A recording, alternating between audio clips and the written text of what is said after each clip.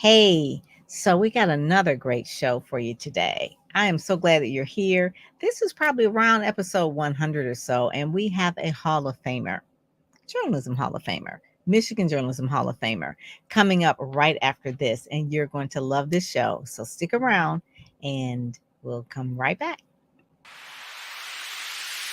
Welcome to the Get Out There and Get Known podcast. Join Pam Perry, veteran PR strategist, Emmy award-winning producer and publisher of Speakers Magazine, who will show you how to crack the code in getting out there to get known. Each week, she either interviews her media friends, PR colleagues, or she just goes solo, offering you strategies on publicity, publishing, and platform building. So listen up to hear how to get booked on media places and on superstar stages. Now, here's your host, Pam Perry. Hey there. So this show is all about helping people with publicity, publishing, and platform building. If you're a speaker, author, a subject matter expert, listen up, because we have someone here who has been around for a while, and actually they have made it to the Michigan Journalism Hall of Fame. Jerome Vaughn. Yes, we're talking about Jerome Vaughn. Jerome Vaughn, WDET news director, has spent a quarter of a century shaping the news emanating from the Metro Detroit NPR affiliate. So, for those of you who don't understand what NPR means, National Public Radio. He began his career as an intern. Wow. And then contributed to its award-winning news stories ever since, except for a brief time when he was at Michigan Radio. Vaughn has spent his career holding up the mirror to Metro Detroit. His documentation of the story of Detroit is truly a time capsule of the past, as well as guiding inspiration for rebuilding Detroit. Vaughn brings to his entire set of unique attributes as a lifelong African-American Detroiter who chooses to live within the city limits. Those of you who don't know anything about Detroit, that's like a big deal, because it was a period of time when people were flighting across 8 Mile despite tough times. He has reported on issues and moments as varied as the city's bankruptcy, the nuanced and culturally specific effects of the 1967 civil disturbance, published politics and elections, and the death and the funeral of Miss Rosa Parks, former Mayor Kwame Kilpatrick, and the tragic shooting in the vestibule of WDIV. As importantly, Vaughn documented the impact of its sign-off of the legendary Black radio station WQBH. Martha Jean the Queen, rest in peace, loved her. He has spent countless hours crafting and conducting WT's news internship, providing opportunities for future media professionals to learn and hone their craft. He has also served as a mentor for NPR's Next Generation Radio Project. And Vaughn's reporting, WDET has honored him 13 times by the Michigan Association of Broadcasters, 15 times by the Michigan Associated Press, and 12 times by SPJ, Society of Professional Journalists. So with that, this is a heavy show. So with that, I'm going to bring up Jerome Vaughn. Hey! How are you? Good. I hope this show won't be too heavy. I mean, Well, just really the personal story of how we met. We met through NABJ. I'm a lifelong Detroiter as well. Went to Wayne State. Actually, my first job was at WDET. So I don't know when you came out of Wayne State, but my first internship was at WDET, and I lasted for about 3 days because I had to be there at 5 a.m. in the morning. And I was like, it was wintertime. And by the third day being late again, I forgot what the news director's name was. He was like, I don't think this is going to work out. I said, I don't either. I said, I don't think news is for me. So I was like, now see, if you were one of my interns, I would have just said, maybe it's best for you to come at a later time and you could still learn something. Oh my God. I was like, who does this? I just applaud people who have these, like Rhonda Walker, one of our friends at NABJ. She's got to get up at 2 and be. I'm like, woo, baby, you love that. Or even Alex Kimbrough, our friend Alex. Mm-hmm. He has to be there. He's doing well. He was in a accident not too long ago, but he's doing well. But he was like on his way to work. I was like at 2:15. I was like, who does that? So yeah, it's a thing that you have done it since you were an intern. You went to Wayne, or you went to? I went to Michigan. I did the internship when I was working on my grad degree at Wayne. Okay. Because I knew, because it had to be like within that vicinity, because it's a little trek to try to go from Ann Arbor to that every day. Well, I guess people do it, but not really. Mostly it's like the Wayne State people. So tell us about how you really got into it. Like, what was the first love about journalism that drew you in? I guess you would say people always want to know, like, were you just a nosy person? Did you like writing, or did you fall into it? So it's always real interesting to hear how people really get into it. I'm one of those people that radio journalism is something I've wanted to do since I was 5 years old. Wow. So my mom bought me a yellow Panasonic ball and chain radio about I this remember big, those. Yes. and I got two of the loves of my life out of it, music, but also I love listening to the news. And so I'd Mhm. be there 5, 6, 7, drawing with crayons, playing with my Hot Wheels. And on the radio, I had the news going on. And at the time, the best was CBS News. And so I was listening to all the greats that had invented broadcast journalism: Charles Collingwood and Eric Sevareid and Walter Cronkite. Mhm. And I'm just listening to them tell these stories.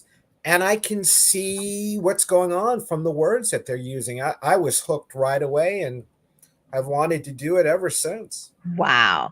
Now, do you remember Jerry Blocker being on the radio when you were a youngster?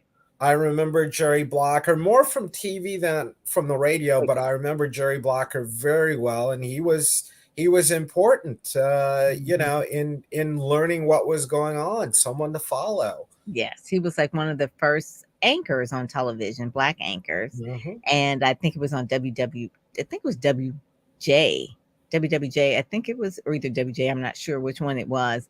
But there was, you covered WQBH. So tell us what that was about. So give them a little bit of background for those who aren't from Detroit, that don't know about WQBH and the magic that it brought and where it started, and basically you were covering it when it ended. It was this legendary black radio station, really in touch with the community. Mhm. One of the main people at the station was Martha Jean the Queen. We called her Martha Jean Steinberg. And she had this really unique touch with the community, connection with the community. People tuned in to listen to her talk about what was going on in Detroit, talk about what was going on in religion. All of that came through the radio each and every day, and she had this huge following.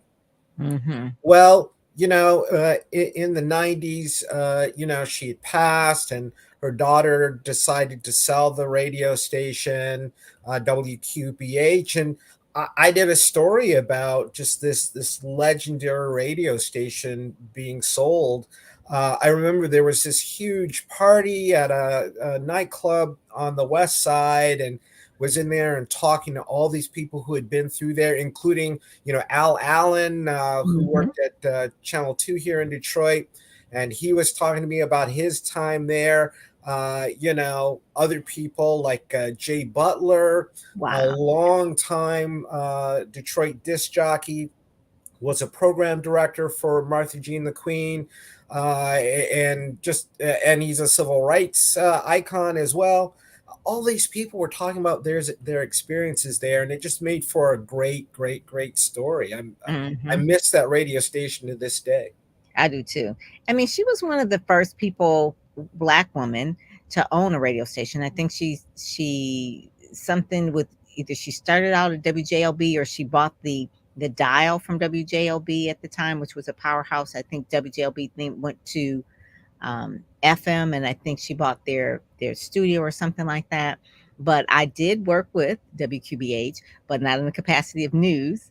I actually did the promotions and did their media kit and that sort of thing. So I was helping them sell the station, not sell it, but sell the airtime on WQBH, which was really, that time they weren't, a lot of major corporations weren't buying African American media. They didn't think African Americans, I don't know whether we didn't have money or what. I don't know what it was. Thank goodness that has changed. They realized, yes, that is a market that we should go after, African American market. But yeah, that was one of the ones where I think Kathy Young Welch maybe got started there. There's been so many people that started through there, but it was a Black woman owned radio station. I think there's a group called Black Women in Media, Black Women in Radio, I believe it is. Black Women in Radio. They are doing and I may have them come in touch with you. They're doing a tribute to her at one of their Mhm. events.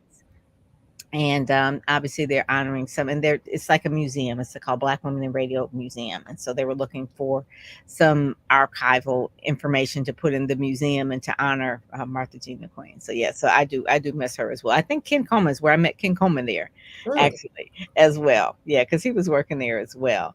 So I heard a All Things Considered, and I think her name is Summers is her last name, Joanna. Juana Joanna. Summers. Yes, Joanna Summers. And so I heard an interview with her today about how she's one of the first African Americans to really take the place as a head anchor for that show. And that person was really talking to them about public radio and how it has had a stigma over the last few years being a little, I won't say racist, but not having enough diversity. So, what's your feeling about Joanna being in that position now? Do you think things are really changing since 2020, the George Floyd and all of that? People are really trying to make a big difference because you've been there for a couple of decades, so you can see if there's a difference. I've seen ups and downs. I think the network is really working now to make great strides. I think there have been times where they've tried to do that before, and then they've pulled back, and they've tried again, and they've pulled back. They've made an effort to get diverse voices on the air, and then they pull back. It's not sort of your typical sort of radio network in that sense. NPR listeners are above average income, above Mhm. average education, and so that can skew some things. But in recent years, I think they've been making real efforts to reflect America, and that's what they really need to do. Yeah. So Yeah. Juana Summers is on now. They've got a host, A. Martinez, who works in the morning, and they've been trying to make that difference. I think locally, here in Detroit, it's the Oh, same thing, right? I think we have a longer history at WDET of being diverse. When I started at the station back in 1992, Karen Mathis, an African American woman, was the general manager, ah, and yeah. she really pushed for that diversity One and minute, sir. really looked to keep it going. It Yeah. ebbed when she left, and we've worked to bring it back, and it's a constant battle. Well, you have one of the things that I love that you all do. You do the podcast from the Charles H. Wright Museum, Twisted Storytellers with Satori Shakur. That's really, really good. And I always tell people, I said, that is like brilliant. It's like it's the Twisted Storytellers are good anyway, that Satori does. It's kind of like the African American TED Talk, I guess you would say. But Hmm. they're actually the podcasts are edited very well. She does the intro and then does some of the shows, and that's on there as well. And there's the national version. Well, and then also too, obviously Stephen Henderson, he's there because he's African American. He does things um on on the station as well. So shout out to Stephen. But the one thing is the code switching. I believe it's the national show. Hmm. So that came about. That came like a right after the 20 May 2020, after the George Floyd murders. Yeah, and one of the things that NPR is really good about is about dealing in language, right? Language that people use. NPR listeners, they're the ones who like to do crossword puzzles, and they have a fascination with language, and so it really came about to have this group of journalists look at code switching, look at its importance, look at how it was affecting things in the country. Very important. And this group has continued to bring out some great stories that, the hope is to educate people who don't know what's going on about what's going on, and to get a better understanding of where things are. And explain to people who aren't familiar with what code switching is. It's a colloquial kind of a word. It's not a real dictionary word, but explain to them what code switching is. Well, it's the idea of speaking differently with different groups. So if I'm with my African American friends, I might say things differently. I might say different things, period, than I do with other ethnic groups when I'm with them. I think for African Americans, it's especially important and has been for centuries. Yeah. And you say the wrong thing to the wrong person, you can be hurt, you can be killed. And so I think, that's sort of taught from a very early age by our parents what we can and can't say. We can't just come out and say anything that comes to our mind to any person without repercussions. I like that. That's when I saw that show, I was like, what? So that was a big cue. So explain to people really the similarity and the differences, I guess you would say, from PBS, which is public broadcasting station, and the NPR. So they're both public radio and public television, but are they connected, or how are they connected? Great question. On the national level, they're not connected. Okay. PBS is the television, NPR is the radio. Now, there are a lot of universities that have the licenses for those sorts of stations because they're non-commercial stations. And often you'll get a station where the radio side and the TV side both have their licenses owned by the same university. That's the case at, say, Michigan State is that's the case. Here in Detroit, not the case. Detroit Public Television is licensed by a different group. WDET is licensed by Wayne State University. We work together on some projects, but we don't have that common leadership. Okay, so it has to do with who licenses. So at Michigan State, is it Michigan Radio and then their public television? WKAR. Radio, WKAR. they have FM station, they have an AM station, and they have a TV station, and they run all of that at Michigan State. Okay, all right. So we're not hating on Michigan State. I know you went to U of M. So no, that's good. That's good. My daughter went to Michigan State, so she did not go into broadcasting or any of that. She went into advertising and marketing. How about that? So the other question I want to ask you, just really quickly. So your background, you've been primarily in journalism, so you don't really have never had to quote unquote pitch the media, but you've been pitched a lot. So for someone who wants to have some shine, get out there and get known, what are some of the things you've seen maybe over the years where you have been at WDET, what people have done wrong? What are some of the things that they should do that's right? I know that's a loaded question, and we'll put the spotlight on you for that. Well, wow. I'll try to keep it under 3 hours of what people have done wrong. You've got to have your ideas together when you come. You got to know what you're talking about. You got to keep it tight. I get 300, 400 emails a day. A day with different pitches. Oh, cover this, cover that, cover that, cover that.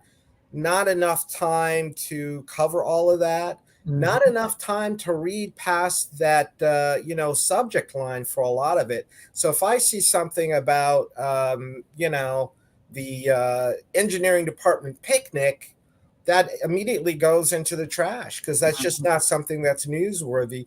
What we're working on, what we want to tell Detroiters about are things that make a difference to them. What's going to impact them? We have a little bit of a different view. For example, when it comes to crime, we don't do a lot of crime reporting because as awful as a crime is, generally it's going to affect a few people. Whereas what the city council does here in Detroit affects 700,000 residents and a couple 100,000 more that come and go. And so that's really our focus. What is going to have the biggest impact? So number one, have it tight. Let me know right at the top what you want to do. And then tell me the important parts, right? It needs to be short. I don't have time to read 12, 15 pages about what you want to bring me. The other thing I think is important is know your audience, know who you want to talk to. So if somebody is going to come talk to me about some invention that is kind of random and not that great and wouldn't impact my audience, I'm not going to be interested. Mm-hmm. My job is to tell the audience things that are important to them, reflect what's important to Detroit. So if you're not doing that, you're going to have less of a chance with me. Okay. Mm-hmm. Now, Mm-hmm. if you're coming to me to talk about a great theory or a great idea or something that government is doing, I'm all ears, right? Whereas there are other radio stations, other TV stations who have different, different focus. And so you need to make sure to appeal to that focus. That's going to make a big difference. And that's probably the hardest thing that a new author can really understand. And so that's one reason why I do this podcast. It's like, listen, I'm not trying to hate on you, but they just really aren't interested. And it has to appeal to their audience. Now, obviously, a new author thinks that everybody should be interested in their book, or every speaker has a subject that everybody should be interested in. But the thing that I want people to know is to, you have a digital presence, so you can go on your website, listen to the shows, see how they sound, even if you're not in your car listening or wherever, on Alexa or whatever, but you can actually listen online and say, okay, well, this will probably fit because they have several stories about that. And if they have several stories about that, then more than likely you can do the pitch or things that are relevant. I think that's key. I mean, you need to think about not what you want for you, but what your readers are going to want, who your readers are going to be.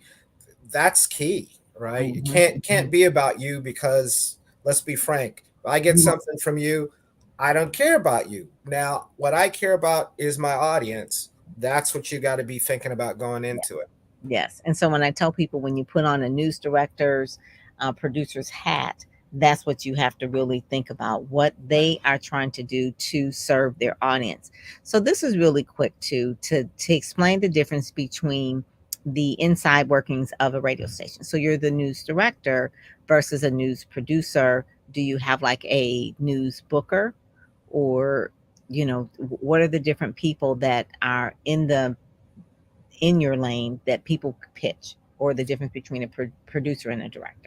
Great question. So we have several producers who are looking for story ideas. They also, for us, most of them double as reporters, so they're also looking Okay. for stories to cover for themselves. Okay. We've got a daily talk show, Detroit Today with Stephen Henderson. There are a couple of producers there. They're always looking for ideas of people to talk to. That's a very Detroit-centric show, but with some national guests on a regular basis. Yeah, okay. So they are really looking at talking about important issues and ideas. There's another show we have called Culture Shift, which is about arts and culture. Generally not things like the symphony or the art museum, really things like about hip hop and murals and sculpture. So a lot of things like that. But like you were saying, you really need to hear that show to get a sense of what it's about and what sorts of things they're going to have on a regular basis. For me, I'm the news director. I'm at the top of the news pyramid. And so generally, if I see something that's good, I'll ship it off to a reporter or a producer. If there's something there that makes sense for Detroit Today, I'll send it to them, or for Culture Shift, I'll send it to them. Oh, that is good. So no wonder you get a lot. You've got to vet a lot of your guests. You've got to really, it's more than a press release. Do you like press releases? Do you like, or just a short pitch? That's one of the things that people say all the time. And, as a publicist, I write the press release, because sometimes if I do the pitch, then they'll say, send me a press release. So you definitely have to have it. But then a lot of people don't have the gift of writing a press release or even know how, so they can do a pitch. So what is your take on releases today? For me, the press release is key. I can look at it, I can scan it, and I can say yay or nay. Often people will call to follow up on the press release. Generally, I won't even answer the phone Yeah. unless I know it's someone like you calling me, right? If I have met you and I know of you, then that's going to be different. But Mhm. again, 300 to 500, emails a day. It's crazy. It's just impossible to go through every one and go, oh Crazy. yes, I'm sorry, but I don't want to take your pitch, and here's why I don't want to take your pitch, You and let's physically talk can't. for half an hour. About doesn't ever happen. No. So in terms of a news day, uh, how many stories do you think are really logged, I guess you would say, from your morning all the way down to like the end? Like maybe, the average morning show may do like 4 or 5 stories, and you got what, 30, 40, 50 stories a day. How many you think? How many stories are you probably covering? I want people to kind of get an idea, because if you're getting 300 pitches a day, that means that each producer is probably getting that as well. And Yeah, you only have space for so much. yeah, exactly. We're probably doing, off the top of my head, say 10 or a dozen short stories a day. Those are stories that are, 45 seconds or so. And Mhm. generally, we have two segments, which are either going to be feature stories or interviews, which might run anywhere from 3 minutes to 6.5 minutes. Mhm. And that's taken up all of our time and space. The two shows, they have more space to talk about those things, but yeah, there's not a lot of time. And for us, I mean, we have a feature is 3 minutes, or an interview is 6.5 minutes. Compared to commercial radio, that's an eternity. Commercial radio, they might give you 30 seconds, they might give you 45 seconds, and that's it. Mhm. And that's one of the things too, when I help people with media coaching, is like brevity, brevity, brevity. You're not going to have a half an hour. It's not a podcast. It's a show. It's terrestrial radio. It's real radio. So like you said, 45 seconds, 6 minutes most at the max. And then if you're doing like, even like doing television, public broadcasting, that's even shorter, right? If you're going to do something like a GMA, you're not going to be on there for an hour. So yeah, people have to know how to really talk in those sound bites. And for speakers, it's tough because they like to speak. Oh yeah. So it's like, oh, okay. So what is going on with you personally? Are you doing some things with NABJ? I know every other year, NABJ, for those who don't know, is National Association of Black Journalists. So every other year they do something in combined with the Hispanics. So it's NAHJ. So NABJ, NAH is this year, which is August. The last 2 years was virtual because of the pandemic. Mhm. So this year they're having it in Vegas, the joint, and then the following year they're going to do NABJ solo. But it's 40 years, I believe, this year for NABJ celebratory. 40 years been around. Um, so is there anything that you're doing with that, or stories you're covering, or you're heading to Vegas? I wish I were, but let's be honest. This year, I just have too much work going on to go to Vegas. The last 2 years have been great because Everybody I can go. Yeah. everybody could go because I didn't have to travel to get there. Mm. This year, I'm traveling for a number of other things. I've got a fellowship called the Media Transformation Challenge, and Okay. so we're meeting on a quarterly basis. We've launched a new sort of mini podcast at the station called the Detroit Evening Report. Woo. It's a 3-minute daily newscast that comes out in the evening. And Every so evening? uh, Monday through Friday. Wow. Yes. And, been working to get that off the ground. We've got 5 hosts, all hosts of color here in Detroit. And so, working to get that off the ground and working on a number of other things. So I'm swamped. Yeah. No, but you're doing the good work though. I love that. What did you say, the Media Transformation Center? Media Transformation Challenge. It's an international fellowship.